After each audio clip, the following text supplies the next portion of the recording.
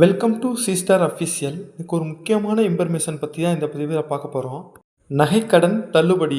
நகைக்கடன் தள்ளுபடிக்கான பட்டியலை அரசு இப்போ தயார் நிலையில் வச்சுருக்காங்க. இதன் அடிப்படையில் இந்த நகைக்கடன் தள்ளுபடியை பட்டியலை தயார் பண்ணியிருக்காங்க.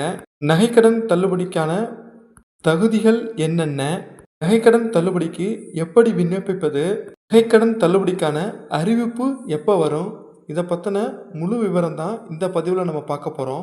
பதிவுக்குள்ளே போகிறதுக்கு முன்னாடி நம்மளுடைய சேனலை சப்ஸ்கிரைப் பண்ணுங்கள், இந்த பதிவை எல்லாருக்கும் ஷேர் பண்ணுங்கள், பெல் பட்டனை கிளிக் பண்ணுங்கள். வாங்க இப்போ பதிவுக்குள்ளே போகலாம். சட்டமன்ற தேர்தல் நெருங்குறதுனால தகுதியான மற்றும் உண்மையிலேயே வறுமை கோட்டிற்கு கீழ் உள்ள நடுத்தர மக்களும் விவசாயிகளும் பயனளிக்கும் வகையில் கடன் தள்ளுபடி பற்றிய அறிவிப்புகள் வெளியாகும்னு திமுக வட்டாரங்கள் தெரிவிக்கின்றன. அதனால இந்த நகைக்கடன் குறித்த அதிகாரப்பூர்வமான தள்ளுபடியக்கான வழிகாட்டுதலையும் இன்னும் ஒரு சில நாட்கள்ல அறிவிப்பு வெளியாகும்னு கட்சி வட்டாரங்கள்லாம் தெரிவிக்கிறாங்க.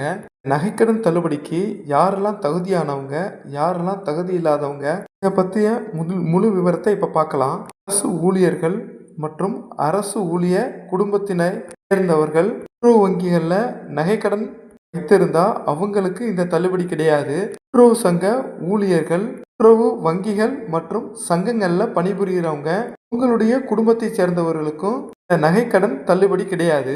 நகைக்கடன் பெறும் பொழுது தவறான விவரங்களை பதிவு செய்தவர்கள், அதாவது ஆதார் எண், குடும்ப எண், இது மாதிரி விவரங்களை எல்லாம் தவறாக வழங்கியவர்களுக்கு தள்ளுபடி கிடையாது.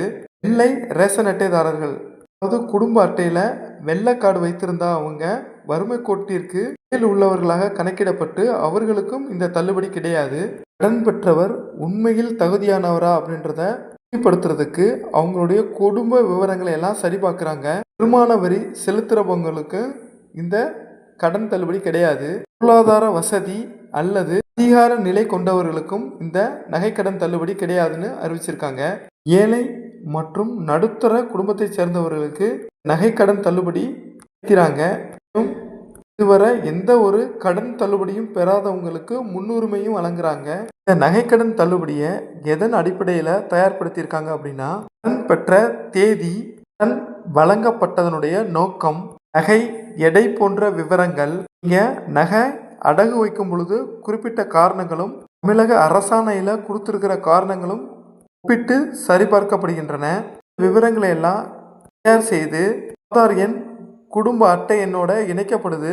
மூலம் ஒரு நபர் அல்லது ஒரே குடும்பத்தில் வெவ்வேறு கூட்டுறவு வங்கிகளில் கடன் பெற்றவங்களுடைய பட்டியலை எடுத்து அதில் யாரெல்லாம் தகுதியின் கீழ் வர்றாங்களோ அவங்கள தான் நகைக்கடன் தள்ளுபடிக்கான பட்டியலில் சேர்த்துருக்காங்க.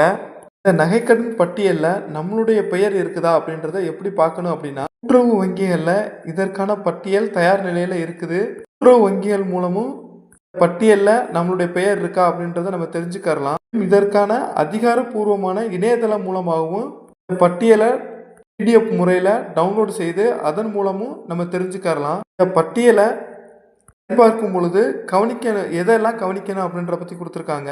வங்கியினுடைய கிளை, கடன் கணக்கு எண், லோன் நம்பரு, அங்கத்தினருடைய சேர்க்கை எண்ணு, நகையினுடைய எடை, இதையெல்லாம் இந்த பட்டியலை நம்ம சரி பார்க்கும்போது கவனிக்கப்பட வேண்டிய முக்கியமான காரணங்கள்.